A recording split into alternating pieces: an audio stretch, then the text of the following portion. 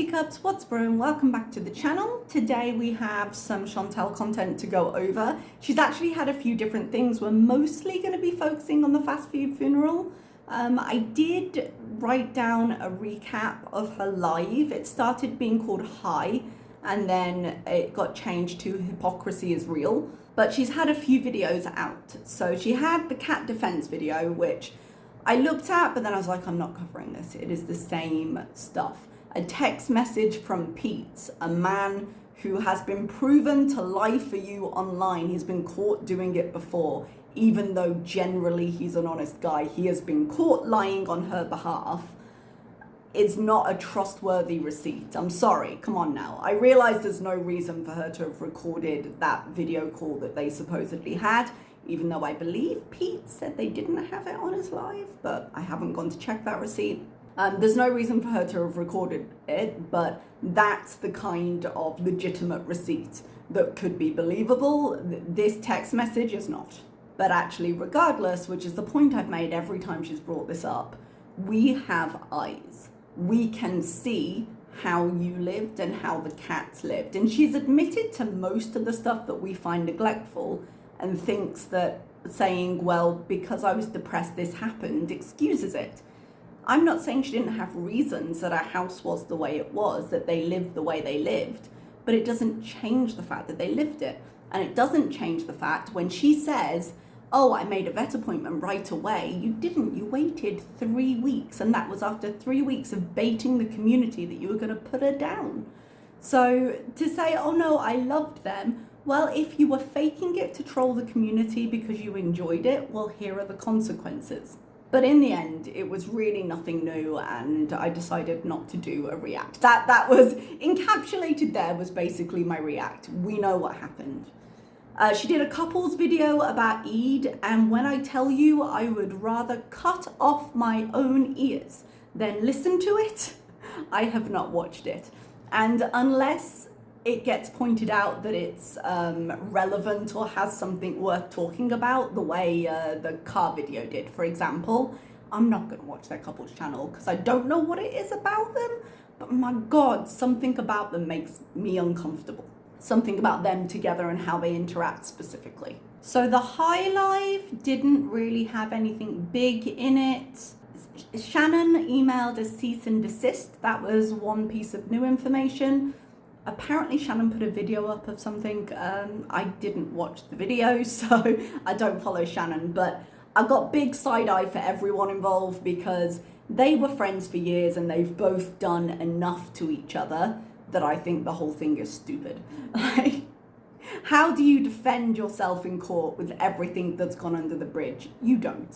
And I understand that Shannon has completed anger management, so maybe going after her with a cease and desist is maybe a step of progress for her. But to me, she's acting out just as she would act out if she were cussing her out right now. So I really don't see the point. She's certainly not going to get extradited from Kuwait for this, so really it's all just for the show. Everyone's trying to intimidate everybody else, and none of them are going to end up actually following through. If they do, I will be here for it. I am here for a court piece, but right now I think it's all just bluster. Aside from that, not a huge amount. A bit more talk about Visa Sprayers merch and Raging React channels, FFG specifically. I know that's shocking. Her diet food is not arriving because she made a mistake. She got the day wrong because of Eid. This is giving me big, I missed my doctor's appointment because I got the day mixed up energy. Basically, if she doesn't want to do something and she set it up, she'll change it and then say she forgot. She is now saying that the food will arrive on Friday, but I'm pretty sure before she said that the food doesn't arrive on Friday because it's the holy day and they deliver it on Thursday.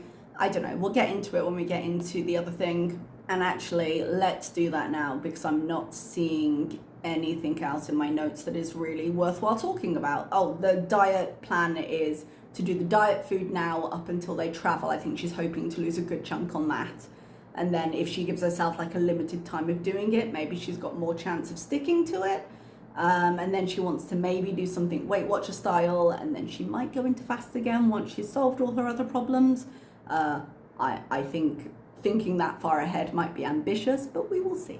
Oh, one thing she did say is if she has a burger and fry after days of being on a diet, she'll want more and more and more. And that's part of kind of her binge eating and the way she craves stuff. So remember that when she's trying to justify fast food 3 days into the healthy eating, because I've got a feeling that's where this is going. Because then she'll be all about balance, which she does mention in this video, and how, you know, having a little bit as part of a balanced life, because it's got to be a lifestyle change and it's got to be sustainable for me, will be the whole conversation. Unless she goes the other way, which we'll talk about in a sec. So let's go on to fast food funeral. She's having a last junk meal from Burger King. She said she's talked about fast food funerals before on this channel, and she's done it before because she finds it hard to change. Actually, she did a big fast food funeral where she was like, food is killing me. And it was the first thing I ever reacted to on channel. Julia comes up and she says no, because that's gonna help. And then junk cuts, and she's like, it took me forever to get her down. Julia is still in the background walking around, so I don't think she did very much, and it's not gonna stop her from coming back, but there we go.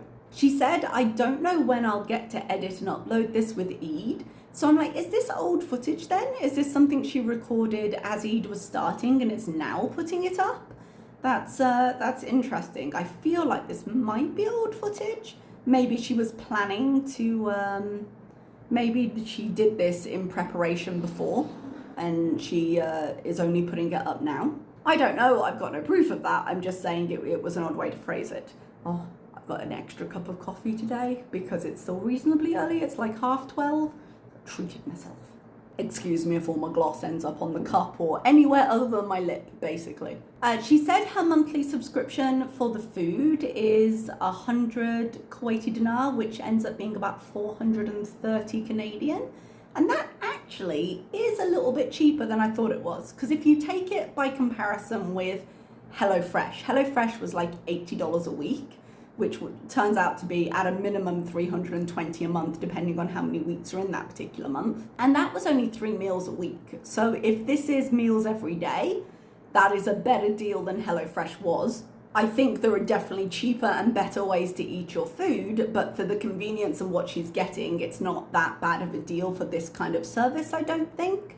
However, I do think it's going to be her new HelloFresh. I think it's going to be a case of she either leaves the food to rot or she eats junk food around it, and so she doesn't see progress. She said she's going to give it her all, and she likes the fact that it's balanced and not restrictive.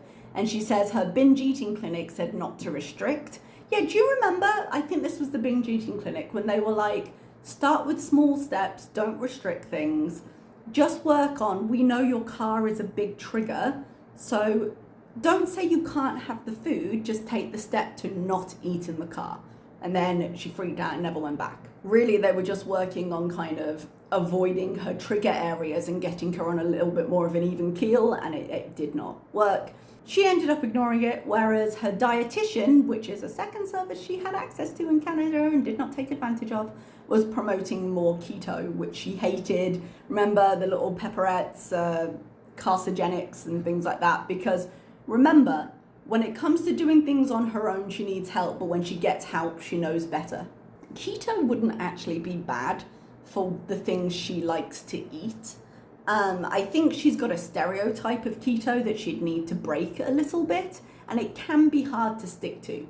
But there's a lot of foods that she loves that she could include on it, and I am still waiting for the low carb arc, because when she was reading about fat adaptation and stuff like that, and she was lecturing us on it, or telling us about it, let's be kind. When she was sharing that knowledge with us of the book she was definitely reading, she was talking about it like she was quite convinced, because that's how Chantal tends to do with all the science on the internet.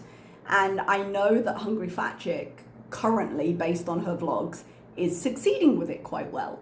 So I think it's going to be a case of she's going to find it really hard to stick to the diet food delivery, and then she might end up having a very quick switch stint of low carb because it allows her to have junk food without the bun and stuff like that. I don't know, I can kind of feel that coming. She says that some people ask why she didn't just order healthy takeout like she was before, and she said it's because when she knows she can't have something, her cravings take over, which we discussed there.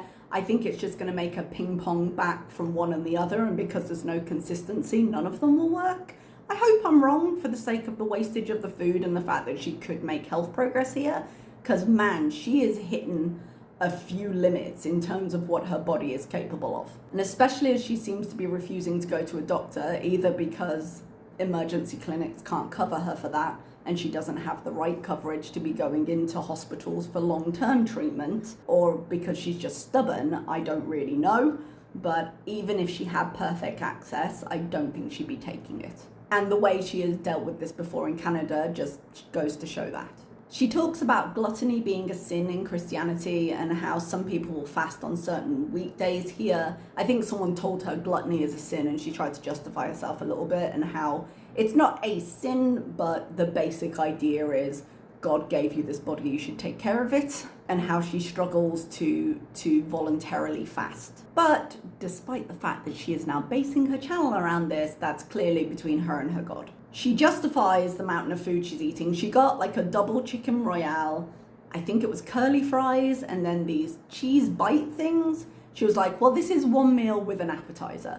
And I'm like, well, yeah, technically you order that as a meal, but my God, you could be making better choices. She says she has to go out in a bit and it's going to be really hot, which she tries to avoid, but sometimes she has to. I'm not sure why she has to go out right now. It might be related to Eid, perhaps, especially if she did end up recording this beforehand. That would explain why they have to go out. But when she says it's hot, for real, if you don't follow me on my other channel, my Milk Tea Chilled, last week in Oman, parts of the coastal areas got up to 50.5 degrees, which is 123 Fahrenheit.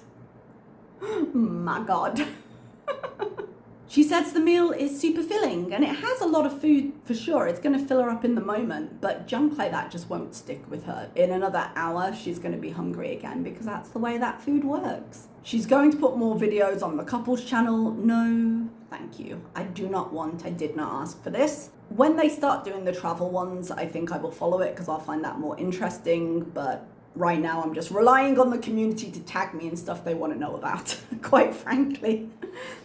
She says it's a little difficult because they don't include their totally real family and friends. But while we're speaking about things people are tagging me in, there was a video by, what's her name? I'm so terrible with names, I do this every time. There's a picture of an owl in the thumbnail. Someone tagged me in it and asked me on my thoughts on it, and I said it wasn't worth making a full video, but I'll pop it onto the end of this one because we've got time. There's a lady who lives in Egypt who has an owl as an avatar. It's oh really or oh seriously or something like that. And she was talking about how there's a way for Chantal to potentially stay up to a year in Kuwait. And what she was actually discussing was an announcement made in Kuwait, I believe it was yesterday, it was in the newspaper yesterday, about the development of a sports and cultural visa. Because right now, the Middle East is investing quite a lot into bringing sporting events, over to the Middle East. Because there's a really big drive right now, like Vision 2030, Vision 2040, where the Middle East want to promote themselves as really being global players rather than centered more within their local area. And this is one of the ways they're doing it. They're hosting more international events. I know there's been a lot of anger over Saudi taking over the Golf League in America. My friend actually, who lives in Florida, her husband works within it, so I've been hearing a little bit about it. But the sports and cultural visa would help with that. It facilitates people coming over, maybe staying a while and training so that they can participate in these events. Now, we don't have much information about the legal requirements for these things, but if we look into the newspaper article, it says there's a new type of visas whose holder can enter Kuwait to practice sports, cultural and social activities. The visa will be issued through an application from sports clubs as well as cultural and social societies in Kuwait. It is valid for 3 months stay and can be extended for the maximum of 1 year. Meanwhile, Kuwait on Saturday urged European states to facilitate the granting of Schengen visas to Kuwaiti citizens. So this is a little bit of give and take. It's saying, look, we'll allow easier entry for certain things if we'll scratch your back, you scratch ours, if we can then move more easily through your countries. And the newspaper actually gets a little bit shady about this a little bit later, which we'll talk about. But this isn't the kind of visa that Chantal is going to be able to take advantage of for a few different reasons. Now, a sports visa is pretty obvious. It's saying, okay, for a sporting event, you're able to come in, like the World Cup, that would have required a sporting visa. The motorsports races, those require, I suppose they're classified as sports, they require a sporting visa. Now, for cultural visas, it's not as easy as just saying, well, she's Canadian, she's representing Canada in something. It has to be very specific and it has to be applied for via the organization you are representing. So an example of this, when I lived in America, I lived in Florida for 51 weeks, and there's a very specific reason it was 51 weeks, because I was working for Disney. And Disney World have a cultural visa. They have a program, an international program, that gives you a cultural representative visa, which is a special visa that they asked the government for and the government gave them, because of course they did. And basically, if you've ever been to Disney World, they have in the Epcot part, they have a lagoon, and around that lagoon they have what's known as the World Showcase. And there's different countries represented in different spots around there. And they hire people from those countries to represent that culture and work within either the merchandising area or the food and beverage. I did that program and I worked in the United Kingdom. Now, because I was representing my culture, it was deemed to be a job an American couldn't do, and so there was a special visa for that. That was a cultural visa. An example of something you might see in Kuwait, aside from kind of friendship activities and festivals that are hosted by certain countries, something like the World Expo. I went to the World Expo in Dubai, and obviously the UAE has its own rules, but I would imagine they had something very similar in place for people who were working at that event. Or if you're in an embassy and you're going to give a performance for a special event they're doing and they don't have somebody there already, they're bringing somebody in, that would require a cultural visa, because basically it's a type of work permit for a very specific reason. Now, none of those reasons are going to apply to Chantal though, because I'm sorry to be a bit mean, this isn't quite how I intend it, but she has no discernible skill to share. What would she represent? And one of the features of this visa is that usually you have to apply through the society or the sports club, as it mentions in the article. So she's not going to be able to apply for this herself. This is a case of her team or her organization that she doesn't belong to would do it on her behalf. I believe way back when, because this was before I started teaching or anything, way back when there was a company called Yummy Jobs, I think, and they handled all the recruitment in the UK for this Disney program. So while it's true to say, yes, this visa can start at 3 months and can be extended, because if there's a program like the World Expo, like the Disney program in America, then you might need more than 3 months. And so you might apply for the duration of the program. But saying that Chantal could use it, which isn't necessarily what the lady was saying, like I watched a little bit of the video, I think she was just saying, hey, look, this thing exists, and imagine if Chantal did it, because we all like a little bit of speculation. But realistically speaking, she would have to go back to Canada, she would have to have it be applied for on her behalf, citing the skills she was bringing to whatever it is they were organizing. And the chances of her doing that are equal to the chances of her going back home and becoming a sports professional. I was about to say, what skill would she represent on behalf of Canada? But you all are shady. Do not put that answer down in the comments. I do not need to hear it. I can imagine just fine, thank you. But that's really what that is about, and it's not going to change anything for Chantal. What I did find quite funny is further down in the article, because then it talks about how they want more freedom to move around in other countries, and this is kind of a quid pro quo. It says, Interior Minister gave orders to cancel 66,584 driving licenses of expats whose residency visas had expired due to death or staying outside of Kuwait for more than 6 months. So I was like, those two things go together really well. That felt a little bit shady by the news company, to be honest. Because when it comes down to it, really, they want the right kind of foreigners. And what I mean by right kind is they want particular skilled workers that are going to represent them well, and look how open Kuwait is. But they don't actually want the rest that people are kind of complaining about because it's filling up the hospitals and making wait times longer and all of that. They're the riffraff, they can leave. One slightly concerning thing though, it said, senior police sources said the Interior Ministry has agreed to set up permanent security checkpoints in parts of the city, I won't pronounce, to arrest residency violators and not only rely on surprise raids. That English is a bit convoluted, but sources said the checkpoints will be at the entrances and exits of the area, as the ministry found from its data the most violators reside in that area. Sources said permanent checkpoints will also be set up in other expat populated areas of residence. But the thing that was a little bit scary there, sources said the Interior Minister will seek the help of its civil employees and volunteers to find violations and inform Interior Ministry operations, particularly vendors who sell goods in front of mosques or alleys in residential areas. The volunteers will have the right to ask residents for their ID and confirm their residency status, and immediately coordinate with the Interior Ministry operations to arrest any violator. Man, that sounds like a recipe for a mob and a witch hunt. That does not seem like A, it's under a large amount of control, and B, it would prevent any violent outbreaks. Like, come on, you're just pitting random citizens against people they think might not have residency.